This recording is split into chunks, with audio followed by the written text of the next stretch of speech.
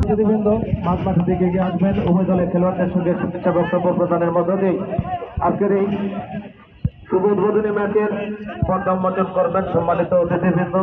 ইতিমধ্যে আমাদের মাঝে এসে উপস্থিত হয়েছেন। আমরা লক্ষ্য করছি উপজেলা প্রশাসন থেকে আগত কৃষি অফিসার জনাব হোসেন মোহাম্মদ এরশাদ এবং সঙ্গে রয়েছেন আমন্ত্রিত অতিথিবৃন্দ, রাজনৈতিক দলের নেতৃবৃন্দ, সম্মানিত আহ্বায়ক জেলা প্রতিনিধি আন্তরিক অভিনন্দন জানাচ্ছি।